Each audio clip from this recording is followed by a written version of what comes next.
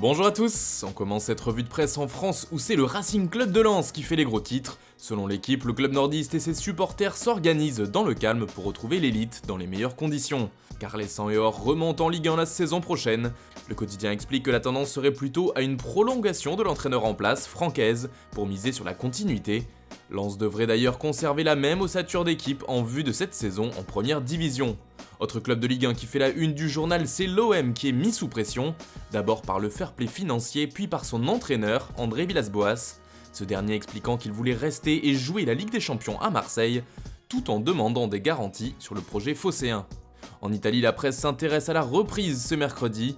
Allez, l'Allemagne s'emporte le Corriere dello Sport, le foot repart et Madame Merkel nous ouvre la voie. En effet, la reprise de la Bundesliga devrait être autorisée prochainement, les médias allemands parlent du 21 mai comme date pour reprendre le championnat, et côté transalpin on espère suivre le même chemin.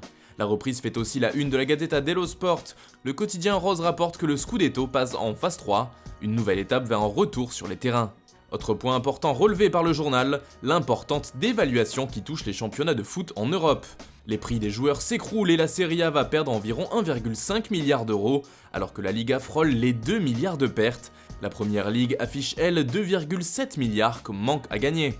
D'ailleurs en Angleterre, les tabloïds réagissent tous aux déclarations de Dominic Raab, le ministre des Affaires étrangères. Ce dernier a voulu redonner espoir aux Britanniques, expliquant que le scénario de reprise devait relever l'esprit de la nation. Le gouvernement anglais semble donc favorable à un retour de la Première Ligue, ce qui fait aussi la couverture du Daily Mirror ce mercredi. D'ailleurs, l'une des possibilités pour pouvoir poursuivre la saison jusqu'à son terme serait de ne pas jouer 90 minutes par rencontre, des parties plus courtes pour protéger l'intégrité physique des joueurs, comme le rapporte le quotidien Métro.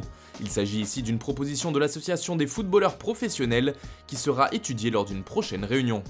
On part en Espagne où Thibaut Courtois fait les gros titres. Le portier belge a donné son ressenti quant à une fin de saison avec une petite pique vers le rival catalan. Ce serait injuste que le Barça soit champion, a-t-il affirmé. Nous avons été meilleurs. Des propos rapportés aujourd'hui par AS qui ajoute que Courtois se rappelle que le Real avait gagné les Blaugrana au Camp Nou et à Bernabéu. Les mots du gardien font surtout polémique en Catalogne comme avec le journal Sport. Courtois, pourquoi tu ne te tais pas, se demande ce dernier.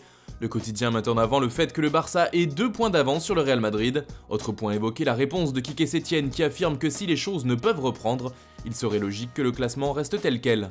On revient sur la couverture du journal AS car Kylian Mbappé est évoqué, ainsi que son avenir. Selon le média ibérique, le Français pourrait accepter une prolongation au PSG, mais uniquement si une clause qui lui permet de rejoindre un grand d'Europe est insérée dans le nouveau contrat. Le tout en échange d'un prix fixé par cette clause. Toujours en Espagne, le Barça continue de s'activer et de penser au mercato. Et d'après Mundo Deportivo, Nelson Semedo pourrait bien être la clé.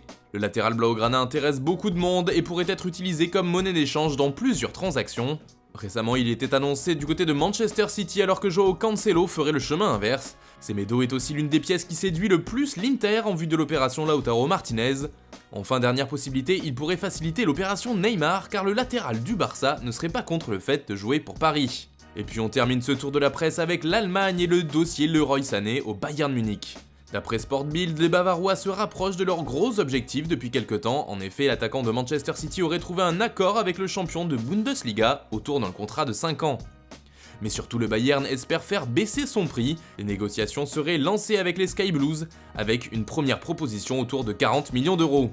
La principale raison à cette chute de valeur est la fin de contrat de Sané qui se rapproche. Il est lié avec City jusqu'à l'été 2021. Selon le quotidien allemand, les dirigeants mancuniens pourraient accepter de le laisser partir en échange de 50 à 60 millions d'euros. Voilà, c'est tout pour ce matin, bonne journée à tous et restez chez vous. On se retrouve très vite pour une nouvelle vidéo.